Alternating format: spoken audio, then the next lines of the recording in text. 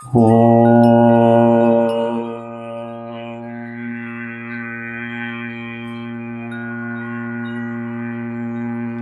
நம சிவாய. அனைத்து ஜோதிட குருமார்களுக்கும், அனைத்து ஜோதிடர்களுக்கும், அனைத்து ஜோதிட ஆர்வலர்களுக்கும், குறிப்பாக கரூர் ஆஸ்ட்ரோ மணிமேகலை அம்மாவிற்கும் எனது பணிவான வணக்கத்தை கூறி இந்த பதிவை வெளியிடுகிறேன். கரூர் ஆஸ்ட்ரோ மணிமேகலை அம்மா அவர்கள் 29/4/2025 அன்று எந்த கொம்பனாலும் கணிக்க முடியாத ஜாதகம் என்ற தலைப்பில் 12 நிமிடம் 14 வினாடி ஒரு வீடியோவை வெளியிட்டுள்ளார்கள். அதில் சுமார் 20 வயது இருக்கும் ஒரு ஆணினுடைய ஜாதகத்தை பதிவிட்டு அந்த ஜாதகருக்கு விபத்தில் 2 கண் பார்வை இழந்ததாக கூறியுள்ளார்கள். அந்த வீடியோவில் கடைசி 2 நிமிடங்கள் மனதிற்கு வருத்தத்தை ஏற்படும் விதத்தில் பேசியுள்ளார்கள். குறிப்பாக வீடியோவை முடிக்கும் பொழுது, எந்த கொம்பனாவது சொல்ல முடியுமா, எவனாவது ஒரு ஜோசியன் சொல்ல முடியுமா என்ற கேள்வியை எழுப்பி உரையை நிறைவு செய்திருக்கிறார்கள். இவர் பேசியது கண்டனத்திற்குரியது. மணிமேகலை அம்மா, உங்களை கேட்கிறேன், உங்கள் தந்தை ஜோதிடராக இருந்தால் அவருக்கு இந்த வார்த்தை பொருந்துமா? உங்களுக்கு ஜோதிடம் கற்றுக் கொடுத்த ஆசான் ஆணாக இருந்தால் அவருக்கும் இந்த வார்த்தை பொருந்துமா? உங்களுக்கு ஏதேனும் ஒரு ஜோதிடர் மீது தனிப்பட்ட விதத்தில் வருத்தம் இருந்தால் அவரது பெயரை மரியாதையாக பயன்படுத்தி இந்த சவாலுக்கு பதில் கோர முடியுமா என கேட்டிருக்கலாம். அதை விடுத்துவிட்டு மொத்த ஆண் ஜோதிடர்களை இந்த மாதிரி அவன் இவன் என்ற ஏக வசனத்தில் பேசியிருப்பது தமிழக ஜோதிடர்கள் அனைவரின் சார்பாக உங்களிடம் எனது கண்டனத்தை தெரிவிக்கிறேன். நீங்கள் வெளியிட்ட 20 வயது ஆணினுடைய ஜாதகத்திற்கு நான் கண்டுபிடித்து பின்பற்றி வருகிற CRB மெத்தேடில் பதிலளிக்க கடமைப்பட்டுள்ளேன். இந்த ஜாதகர் பிறந்தது 2005 ஜூலை 19 மாலை 4:56 பிறந்ததாக தாங்கள் தங்களது பதிவில் காட்டியுள்ளீர்கள். தாங்கள் பதிவிட்டுள்ள இந்த ஜாதகத்திற்கு CRB முறையில் எப்படி துல்லியமான பலனை எடுப்பது என்பதை தாழ்மையுடன் கூறிக்கொள்கிறேன். அதற்கு முன்னர் CRB முறையை பற்றி 1 நிமிடம் சுருக்கமாக கூறிவிட்டு இந்த ஜாதகத்தை ஆய்வு செய்ய விரும்புகிறேன். CRB முறையில் 2 பார்ட் இருக்கு. ஒன்று கிரக தொடர்புகள், மற்றொன்று கண் பார்வை இழந்ததற்கான CRB முறையில் நான் கண்டுபிடித்துள்ள ஜோதிட விதிகள். கிரக தொடர்புகள் அப்படிங்கும்போது சித்தர்கள் சொன்ன முறையில் கிரகங்கள் தொடர்பை ஏற்படுத்திக்குது. அதோடு மட்டும் இல்லாமல் மேலும் 8 முறைகளில் கிரகங்கள் தொடர்பை ஏற்படுத்திக்குது அப்படின்னு கண்டுபிடிச்சிருக்கேன்.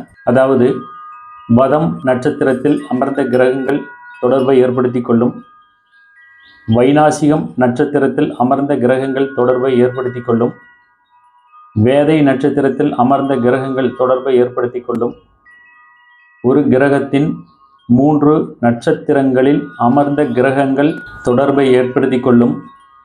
அந்த 3 நட்சத்திரங்களில் அமர்ந்துள்ள கிரகங்களை அந்த 3 நட்சத்திரங்களுக்குள் இடம் மாற்றி வைத்து பார்க்கலாம். இதுபோன்று மேலும் 4 முறைகளில் கிரகங்கள் தொடர்பை ஏற்படுத்தி கொள்கின்றன. அதை பற்றி டிஸ்கிரிப்ஷனில் இருக்கிற லிங்கில் சொல்லியிருக்கேன், பாருங்கள். இப்போ இந்த ஜாதகர் பிறந்தது தனுசு லக்னம். லக்னத்தில் சந்திரன், 4ஆம் இடத்துல ராகு, 5ல் செவ்வாய், 8ஆம் இடத்துல சூரியன், புதன், சனி, 9ல் சுக்கிரன், 10ல் குரு, கேது, 11ல் மாந்தி. கிரக நிலைகள் இப்படி இருக்குது. சைடில் இருக்கிற இந்த பாக்ஸில் பாருங்கள், 9 விதிகள் இருக்குது. இந்த 9 விதிகளும் ஜோதிட நூல்களில் இருந்து எடுத்ததல்ல. கண் பார்வை பறிபோன அல்லது பார்வை 80% இழப்பு ஏற்பட்ட நபர்களுடைய ஜாதகத்தை ஆய்வு செய்து அதிலிருந்து கண்டுபிடிச்சது. 100% பார்வை இழந்த இந்த ஜாதகத்தில் எப்படி பொருந்தி வருதுன்னு உங்களுக்கு நான் சொல்கிறேன்.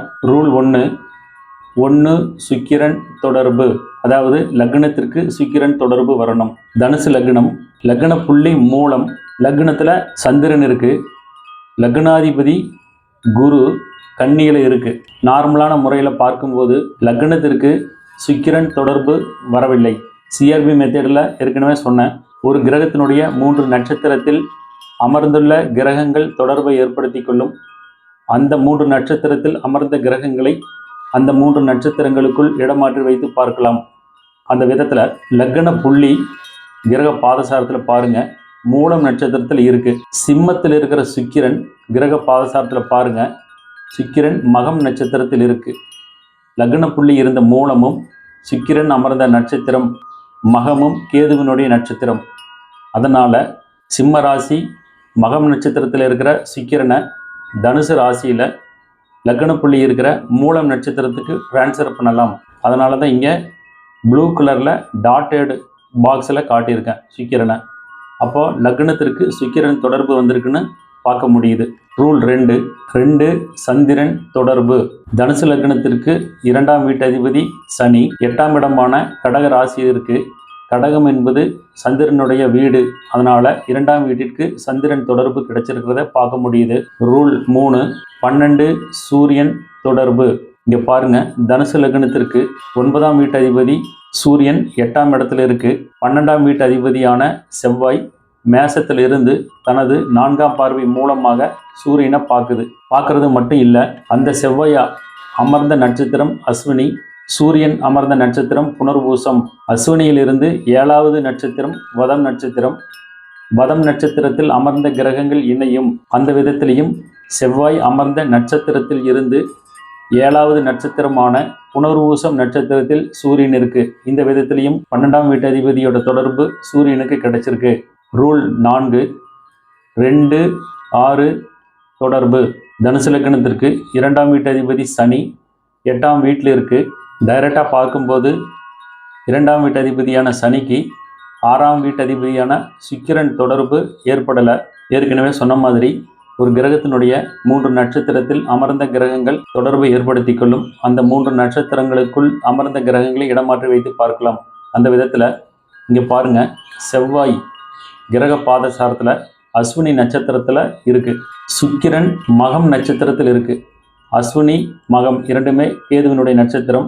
அப்போ மகம் நட்சத்திரத்தில் இருக்கிற சுக்கிரனை மேச ராசி அஸ்வினி நட்சத்திரத்தில் செவ்வாயோடு வைத்து பார்க்கலாம். மேச ராசிக்கு வந்த சுக்கிரனை 2ஆம் வீட்டு அதிபதி சனி தனது 10ஆம் பார்வை மூலமாக பார்வை செய்து 2ஆம் வீட்டிற்கு 6ஆம் வீட்டு அதிபதியான சுக்கிரன் தொடர்பு பெறுகிறார். ரூல் 5 2 சனி தொடர்பு.